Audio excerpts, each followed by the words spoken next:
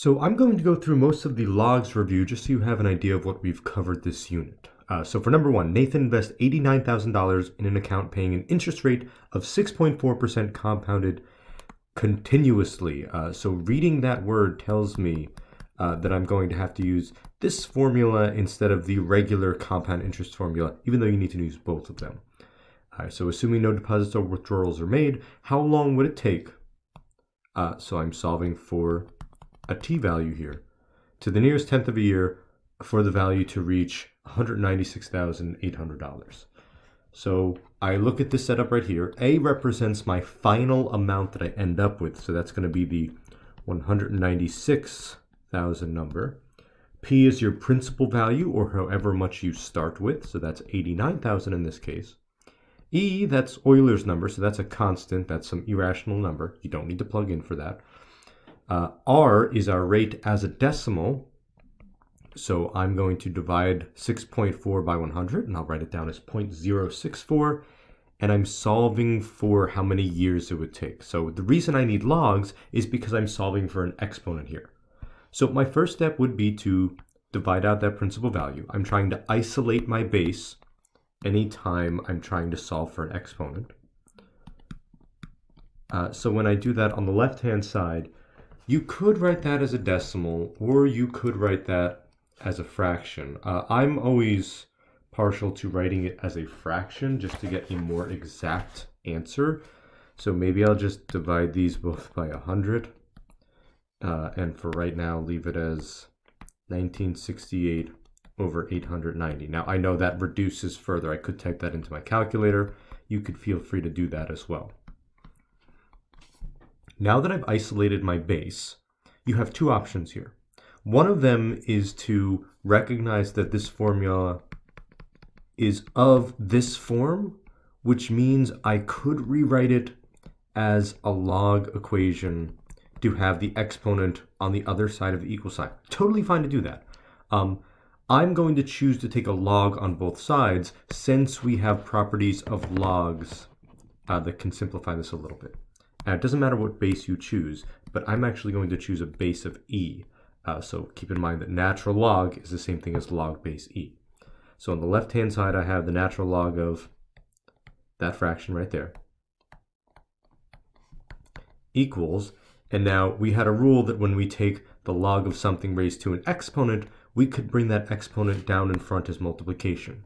So I'll rewrite that other side as 0.064t times the ln of e. And now the reason I chose to take a natural log on both sides was because the natural log of e is just 1. Because this question asks me, what power do I raise e to get e to the first, which is just 1. So multiplying by 1 isn't going to change the value there. All I would have to do is divide out that 0.64 on either side, and that would isolate my t-value. So I do believe that's like about 12.4 years if we round to the nearest tenth. For number 2, it says that Mia invests $150 into an account paying an annual interest rate of 6% compounded quarterly. So now, since they're giving us a set number of times per year, I'm going to reach for my regular compound interest formula that looks like this, right? So that's the case where I know in this case n is 4 because I'm compounding it 4 times a year. My rate is 0.06. My initial amount, my principal value is 150, and I want to know how long, again, so my t-value, for the account to reach $330 as a final value. So this problem is going to look almost identical to the previous one, but now I'm just substituting into a different formula, right? So 330 equals 150 times 1 plus 0.06 divided by 4 to the 4t. And again, I want to try to isolate my base here. So I'm still going to divide out my principal value. You'll notice there's a common theme in solving a lot of these log equations. And this happens to be a pretty nice decimal, so I'm not going to leave it around as a fraction. And so that I don't have to keep writing 1 plus 0.06 divided by 4, I'll just simplify that a little bit in my calculator. Now in this case, again, you could take a log base 1.015 on both sides. You could rewrite this as log bay. Doesn't really matter. For consistency's sake, I'll take a natural log on both sides. So I get the natural log of 2.2 equals, and again, I'll bring down the exponent as multiplication, 4t times ln of 1.015. So I've solved the problem of my t being trapped in the exponent. I have a 4 that's linked by multiplication, so I divide that, and I have a natural log of 1.015 that's linked by multiplication as well. So I will divide both of those out so that that cancels there, and that reduces to 1 there as well. And then this whole thing is what my t value is in years. So at that point, you would just reach for your calculator and then just make sure to read the problem one more time to know what to round to. Now for number 3, it's going to be the same sort of logic of solving any sort of exponential equation, but this is not an equation you need to memorize. If you're doing something with Newton's law of cooling or heating, depending on if it's going up or down, this formula will be given to you. So after heating up in a teapot, a cup of hot water is poured at a temperature of 208 degrees Fahrenheit. The cup sits to cool in a room at a temperature of 68 degrees Fahrenheit. So these two numbers right here, they're actually giving me the initial temperature of the object, and they're giving me the ambient temperature or the temperature surrounding the object. So I'm going to write those down as we go here. Newton's law of cooling explains that the temperature of the cup of water will decrease proportionally to the difference between the temperature of the water and the temperature of the room as given by that formula, where all of those pieces are defined for you. Now it says the cup of water reaches 180 degrees Fahrenheit after 3 minutes. So after 3 minutes has elapsed, the final temperature of the water would be 185 degrees. So I'm going to use that to figure out the decay constant. That's the piece that controls how fast this actually acclimates towards room temperature. So be careful when you make those substitutions because there's a lot to plug in here. So big T on the left-hand side is my final temperature. T sub A is my ambient temperature, or the temperature surrounding the object. My initial temperature, 208, minus the surrounding temperature, 68, times E raised to the negative K times, in this case, little t is the number of minutes that have elapsed, so that's going to be 3. Now be careful of your order of operations here. I cannot combine that 68 with these two guys, so I would have to subtract the 68 over first and then combine what these are.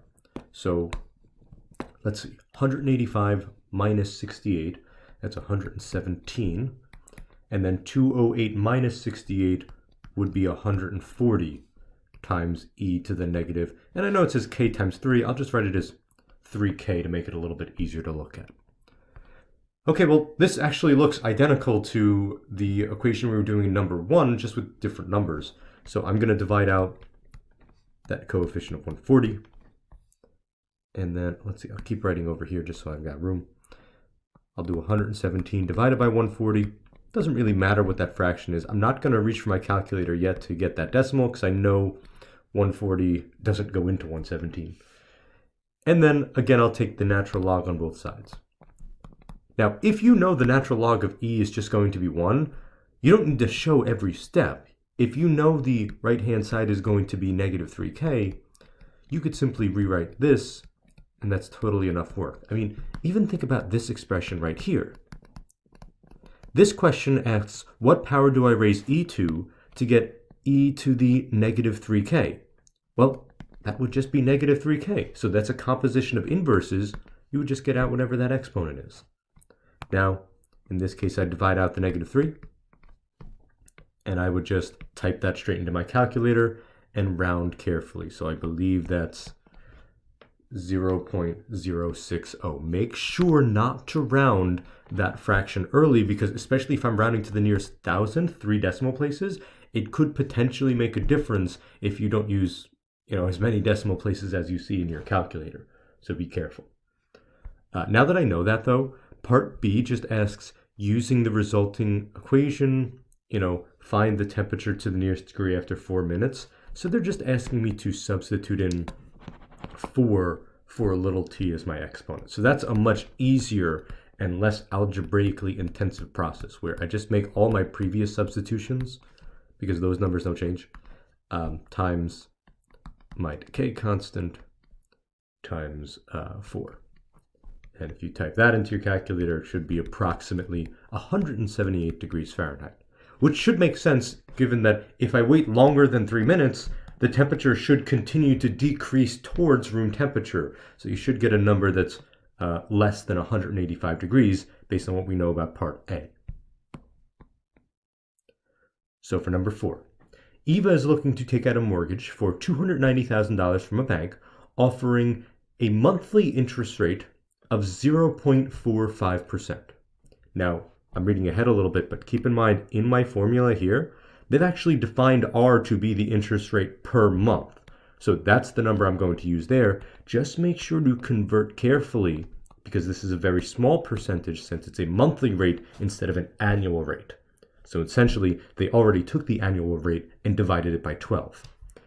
If Eva makes monthly payments of $1,900, how long, so I don't know how many monthly payments it is, would it take her to pay off the loan to the nearest 10th of a year? Well, the amount that she's borrowing is $290,000. Yeah, I don't know if she put a down payment down or anything, but that's how much she needs a loan for. So I'm going to make those substitutions into our formula here, where M is going to be 1,900. P, my principal value, is 290,000. My rate, again, make sure that's converted carefully. You won't get a number that makes sense if you are off by a decimal place. So try to be as careful as possible. And I don't know the number of monthly payments. So keep in mind, they want to know how many years this will take. So I might need to convert a little bit once I'm done. But let's try to look at this and see how we could solve for n. Generally, I don't like that this is a fraction on the right-hand side here. So a good first step would be to multiply that entire denominator on both sides of the equal sign, right? Because if I multiply it on the left-hand side, that would reduce to 1.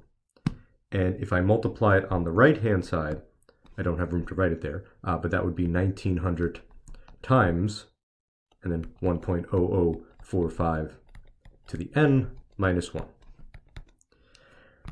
Now, it's a lot to write here, so I'm going to try to simplify things as I can. Those two numbers are simply linked by multiplication, so I'm going to type those into my calculator, and I should get 1,305 times 1.0045 to the n. Now, this is a much easier equation to look at because there's less going on, the numbers are smaller. I'm going to distribute that 1,900 in there to make that 1,900 times 1.0045 to the n minus 1,900. And then my right-hand side remains the same. And if I'm trying to solve for n, I need to rewrite this so that there's not an n in two different places. You can't isolate something if there's two of them. So the strategy is subtract this term on both sides of the equal sign to collect your terms with n together. Because technically, these two things on the right-hand side of the equal sign are like terms. They have the same base raised to the same exponent. So I can just subtract those coefficients there. So that reduces to 0. And I get negative 1,900 equals negative 595 times 1.0045 to the n. Then if I divide out the 595 on both sides, I get 1,900 over 595. Again, I know that reduces, but I'm going to type this into my calculator in a minute anyway. And again, I'm going to take an ln on both sides. So if I do that, I'd have the ln of 1,900 over 595 equals n times ln of 1.0045. That's the benefit of logs, is that it helps us really easily solve for exponents of now, this n is simply linked to this number by multiplication, and we know how to undo multiplication simply by division. So if I take natural log of 1900 divided by 595 and divide that by the natural log of 1.0045, you should get approximately 258.59-ish. And let's keep in mind what this represents. This is an n value which represented a number of monthly payments, since you're paying your mortgage every month, and I want to know how long to the nearest tenth of a year. So some things that I'd want you to worry about is that that number right there, even though I wrote it down like that, that's not the exact number that you get when you divide these two. You should always be rounding as your last step in a problem. So when you go into your calculator and you go to divide this by 12, just do yourself a favor and give yourself as many decimal places as you have, just in case it makes a difference in your final answer. 9 times out of 10 it won't, but you don't want to be caught on a test where you lose a point for doing everything correctly, but then just rounding incorrectly. Right, so if I take this number and divide it by 12, I get approximately 21.549 years, which to the nearest tenth is 21.5 years, which is a reasonable amount of time to pay off a mortgage, right? It shouldn't be 2 years, it shouldn't be 100 years, right? It shouldn't exceed the lifespan of a human, but 20 years is a reasonable amount for a really big loan.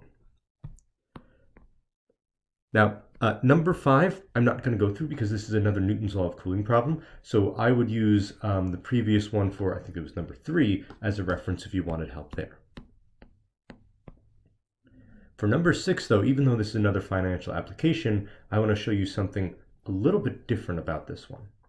It says Emma deposits $100 every month into an account earning an annual interest rate of 5.7% compounded monthly.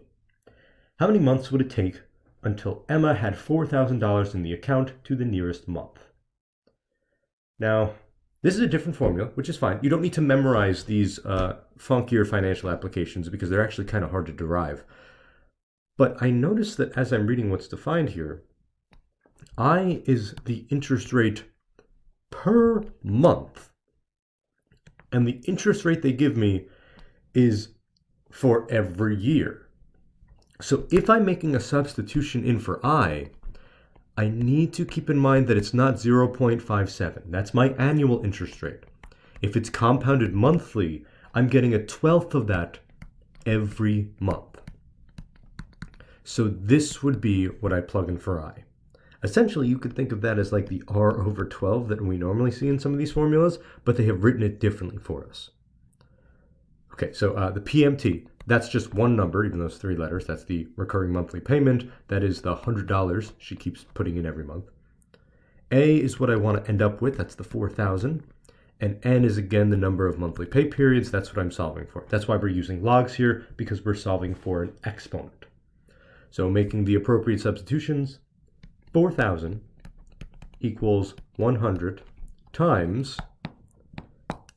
and then 1 plus 0.00475 to the n minus 1 over 0.00475, all being multiplied to 100.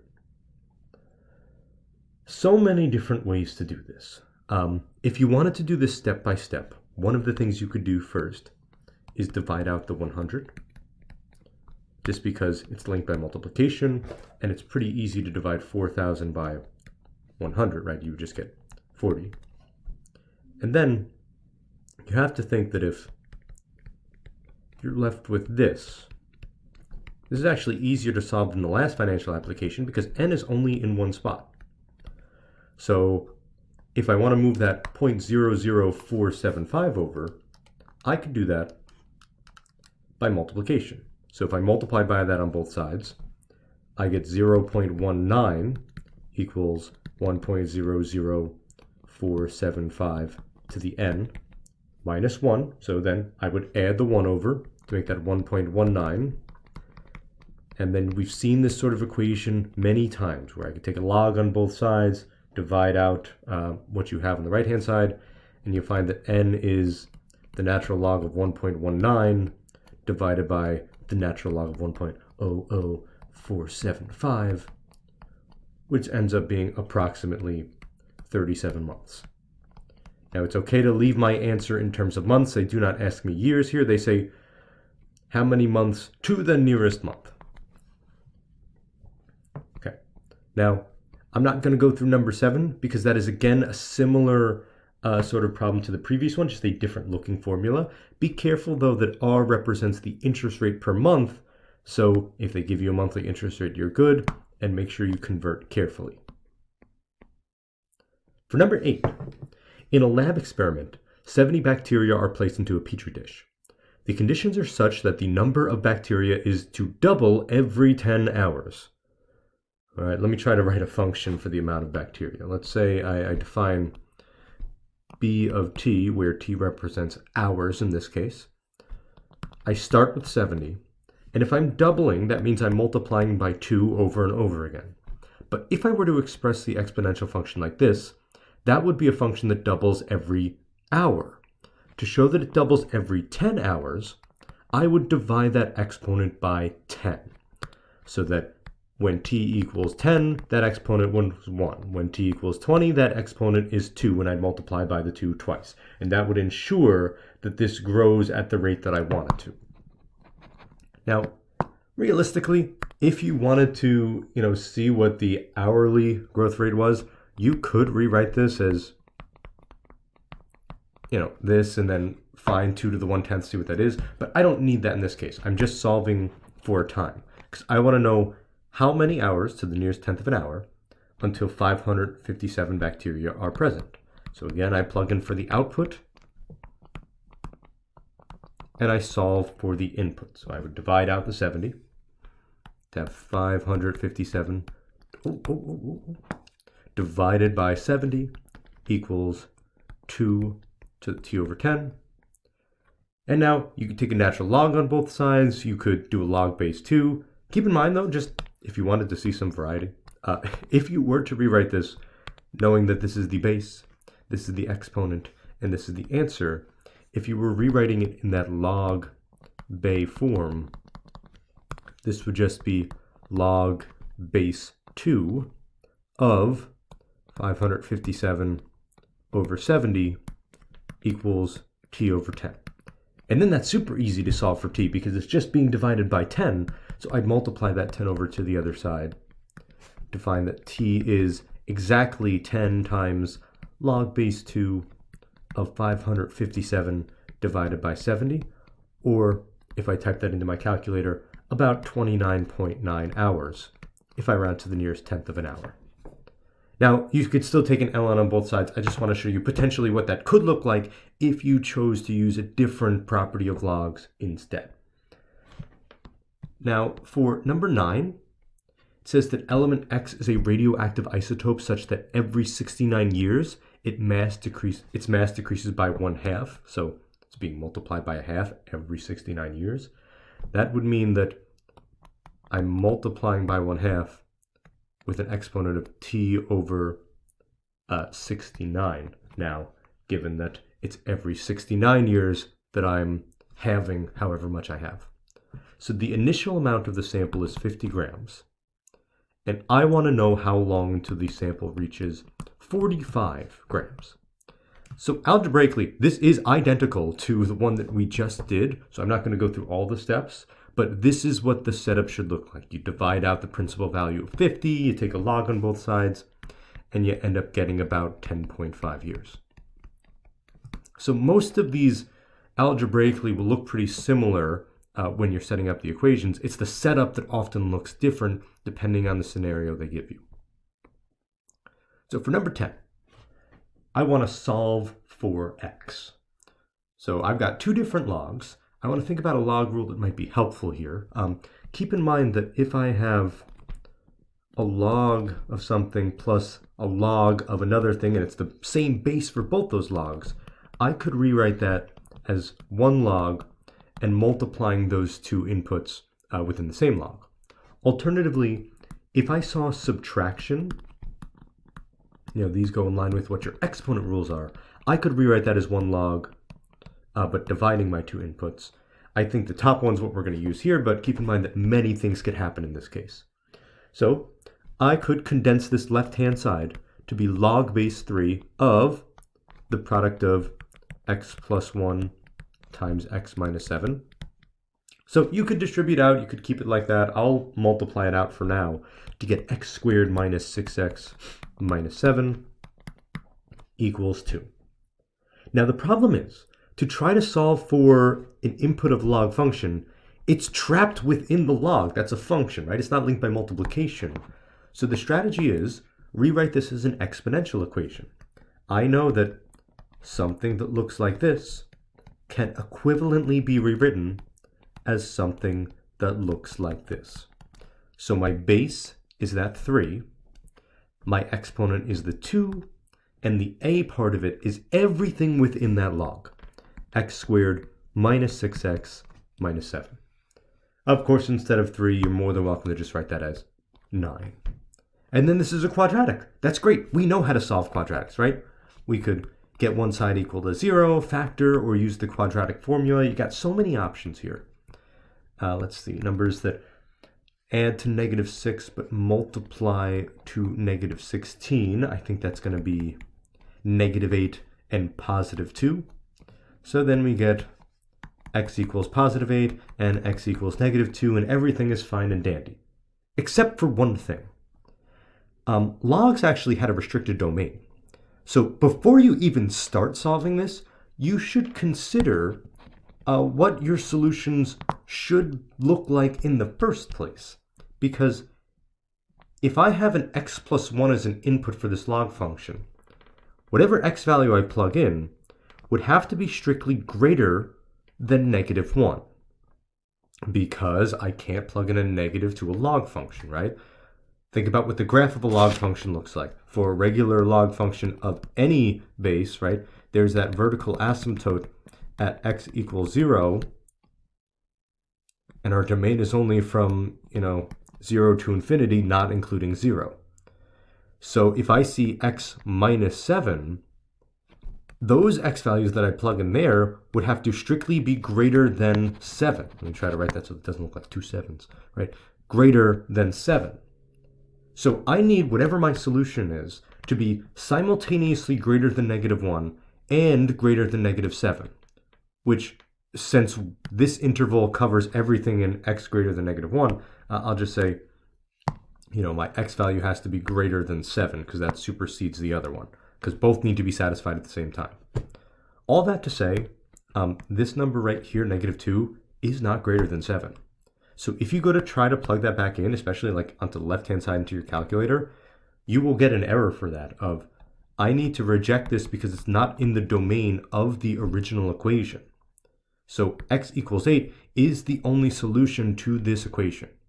If you wanted it like a backup way to check yourself, the way I always like checking equations when we have a calculator available is to take one side, graph it in y1 in your calculator, take the other side, graph it in y2, and just see where they intersect. You'll notice that these two functions only intersect at one point, so there's no way there could be two solutions here, even though we had a quadratic. So keep that in mind. For number 11, the half-life of a particular element is 10 days. The percent of the element left in the body d days after being introduced is that function there. When this equation is written in terms of the number e, the base of the natural logarithm, it's equivalent to this function. And I want to know what's the approximate value of k.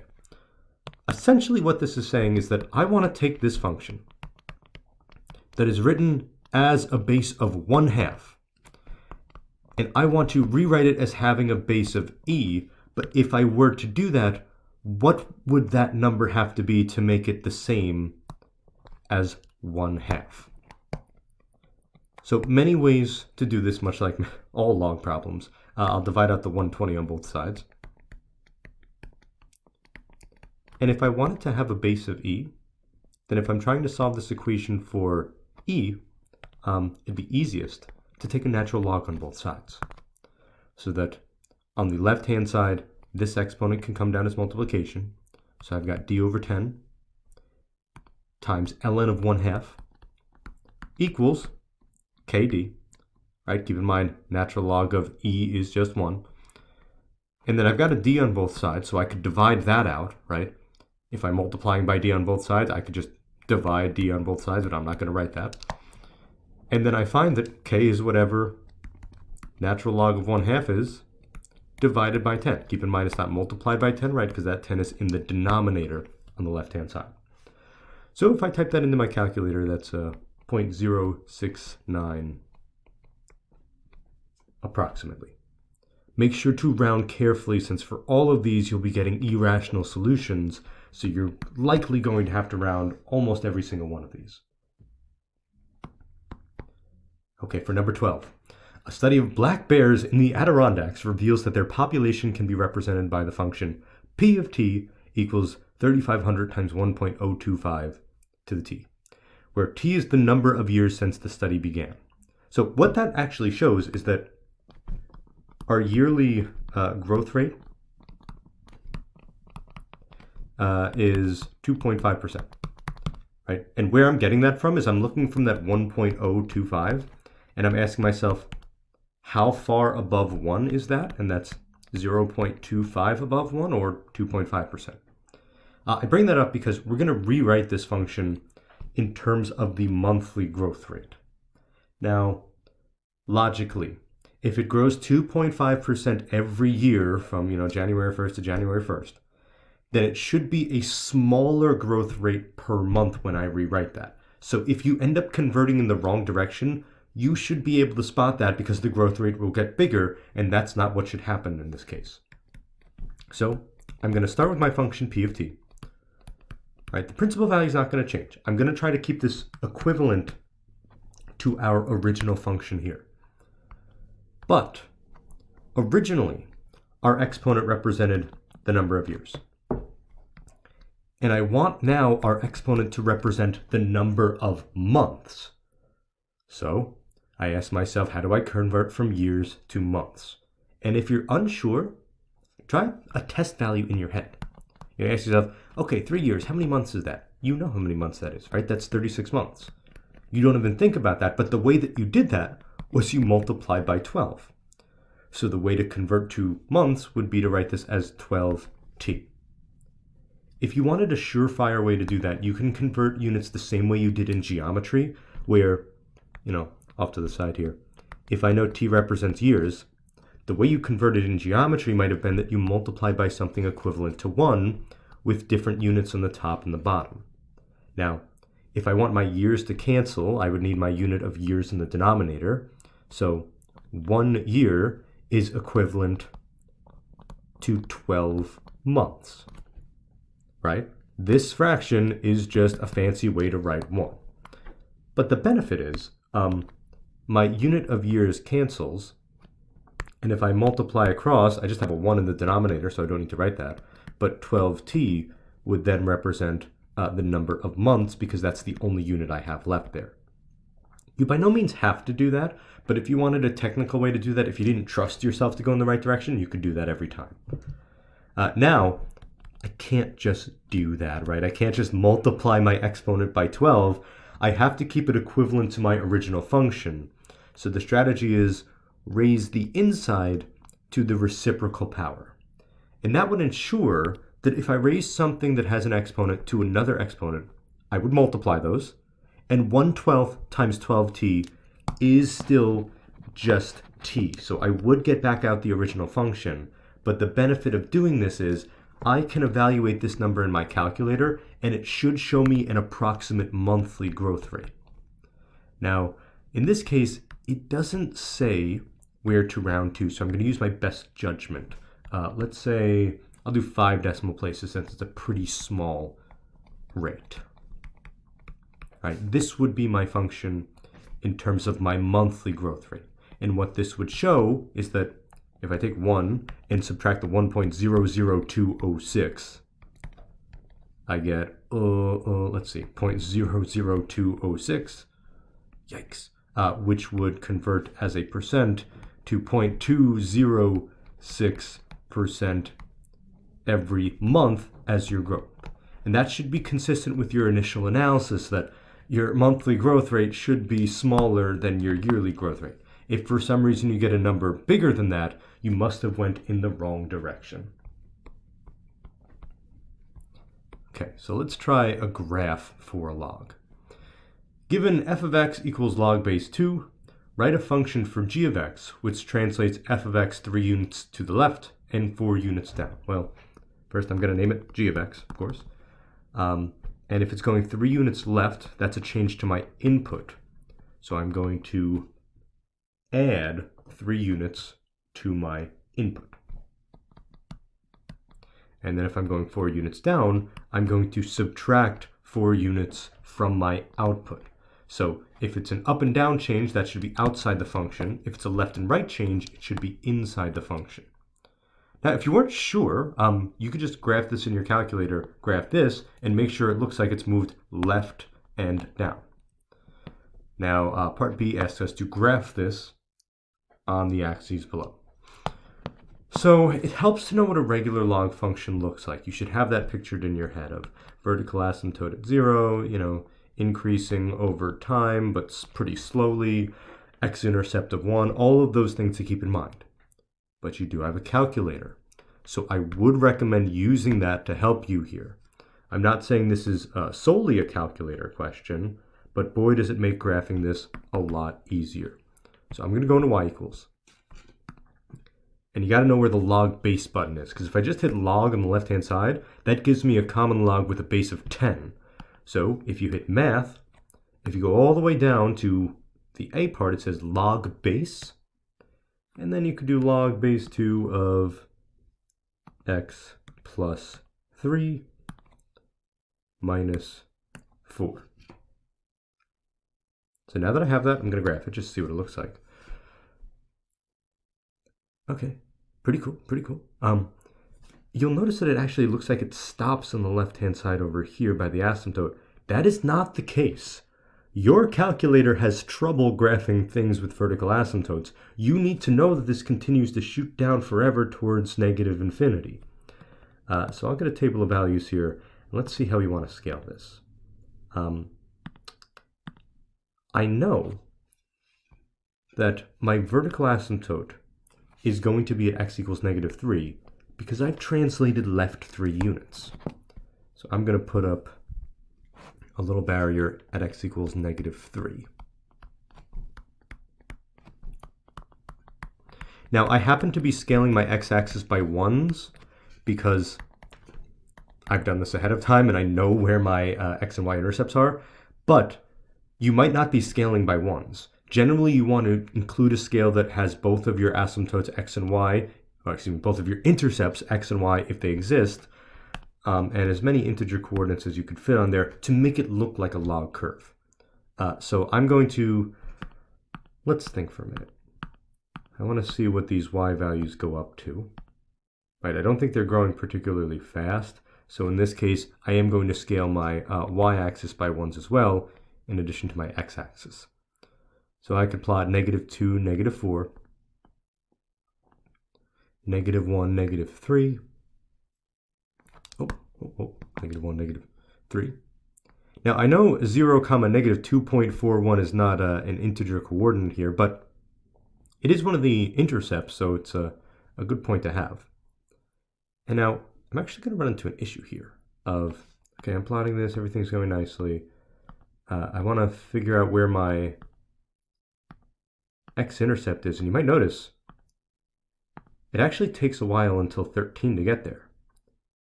If I scale by 1s, my x-intercept would be over here. So I don't think we can scale by 1s. I think at the very least we'd have to scale with each box representing 2 units on the x-axis. So I'm going to go back to the drawing board here. Instead of putting up this is x equals negative 3, because this is what happens a lot, where you think you have an idea of what this looks like, but then when you go to plot it, it doesn't fit particularly nicely. So make sure to plan ahead of time, because for log graphs, because they grow so slow, if you've translated it down, it's going to take a while for you to get to your x-intercept.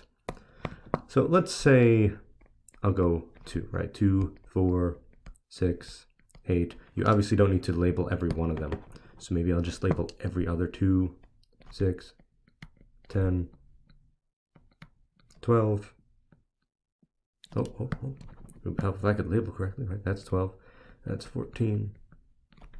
That's 16, 18, and then 20. Okay.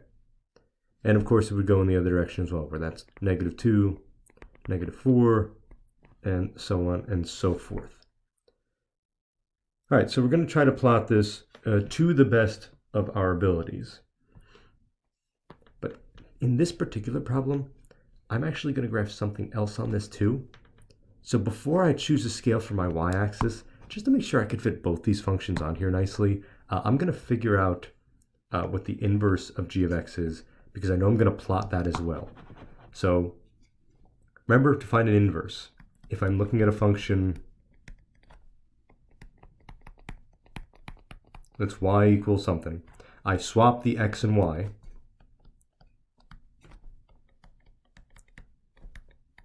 and then I solve for y.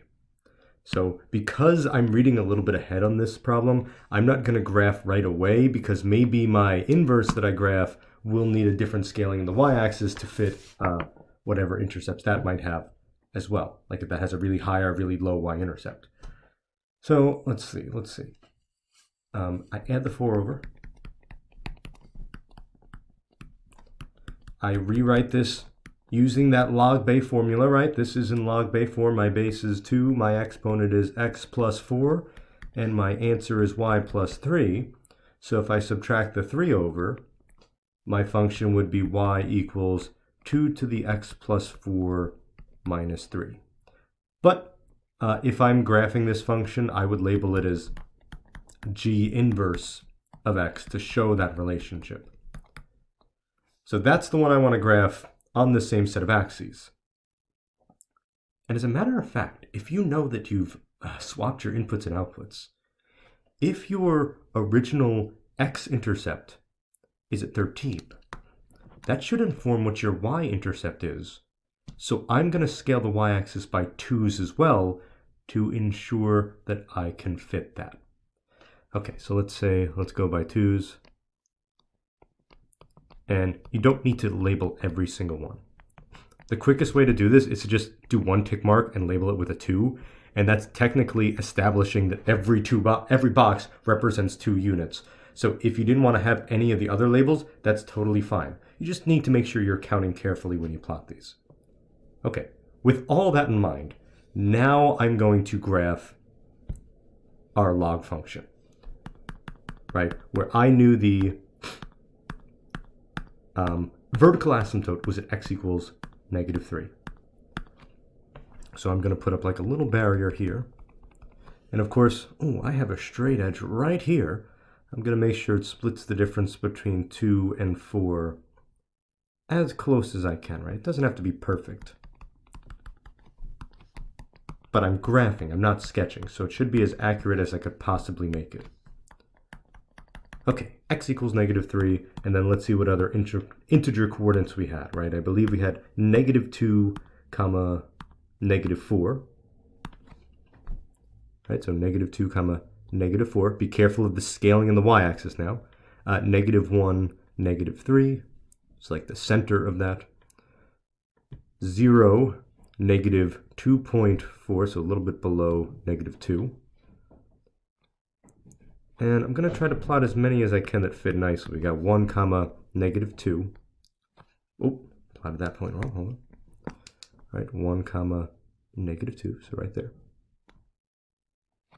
And then none of these other ones are integers. So you could plot them if you want. You don't necessarily have to.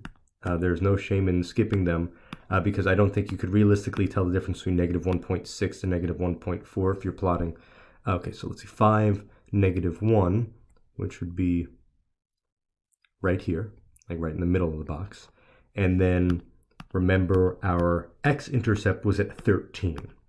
So I'm going to plot that at 13, 0, which will be right here. Now, I'm not going to hit a y value of 1 or 2 anytime soon. So when I graph this, I'm going to make sure it curves nicely so it doesn't hit the asymptote, right? So it should continue down forever. And then it crosses through 1, crosses through 0, but it's growing very slowly, right? So I'm not going to like shoot it up like that where it crosses 2. So maybe I'll just curve it up and call that g of x. Right, so now I'll go for g inverse of x. That's that exponential function there. So go back to the drawing board, right? Go back to y equals. You can graph these both at the same time if you want to. It doesn't really matter. 2 to the x plus 4 minus 3. I look at it, okay, that's what it should look like, right? It should look like a mirror image of this over the line y equals x. Remember, that's how we found inverses initially. And, well, these are going pretty fast. So I guess we're probably just going to have our y-intercept in there, and that's it. Let's see what we could plot. I notice these are getting smaller and smaller and smaller, right? Well, that's because this particular function has a horizontal asymptote now at y equals -3. So at that y value, I'm going to sketch in, just to keep that barrier up, where I'm getting closer and closer to for my inverse function, g inverse of x. And again, you should plot enough to make it look like an exponential curve, right? So at -4, your output is -2. So maybe like that point's pretty good. And then at -3, our output's -1. So that point. Oh, come on. At -2, our output is 1. So at -2, I'm now above. So my x-intercept is actually somewhere between those 2 points that we've connected there. In order to find that, if I wanted to have that labeled, now mine's a little cramped here with how I've scaled it, but if I wanted to find that, I could go into my calculate second trace and then find the 0. We'll do that in a minute. At -1, I get up to +5. So the 2, 4, 5. And then at 0, that's when I hit 13. So let's see, 2, 4, 6, 8, 10, 12, 13. And it's going to grow pretty fast after that, so I'm going to try to curve that off pretty steeply. Okay, again, right? You're connecting this to the best of your ability. It does not need to be perfect, but it should look like an exponential function, right? Crosses there, and then it shoots upwards. It continues down towards your horizontal asymptote, something like that. And of course, I would label that g inverse of x. Now, based on my instructions, I said labeling any intercepts or asymptotes, right? So this guy is, 0, 13. This is 13, 0. Oh, I don't remember what that one was, but it was in our calculator. It was like 0, -2.4 or something. I don't remember the exact decimal off the top of my head. But that one, for my exponential function, really easy to find. Back into my calculator. I go into y equals, right? I graphed it already. You could see where it is. You don't have to change your window. You could just hit second trace, go down to 0. It's going to ask you for a left bound. So pick an x value a little bit to the left of where you think that 0 is. Come on. Mine's a little slow. Yours should work a little bit better than this. Okay, hit enter. Go a little bit to the right of the intercept that you think is there. Hit enter. And then it's going to ask you to guess. Oh my gosh. Would you believe that since these are inverses, it's just that point swapped? So even if you didn't want to figure that out, because you know these are inverses, you don't really need to worry about that. Right? So that's a -2.4, 0. So that's how you can graph either a log or an exponential function. You wouldn't have to do both together on a test, but know that the process for graphing both of them is very similar, and it should look like they are a mirror image over that line y equals x, since that's how we graphically find an inverse.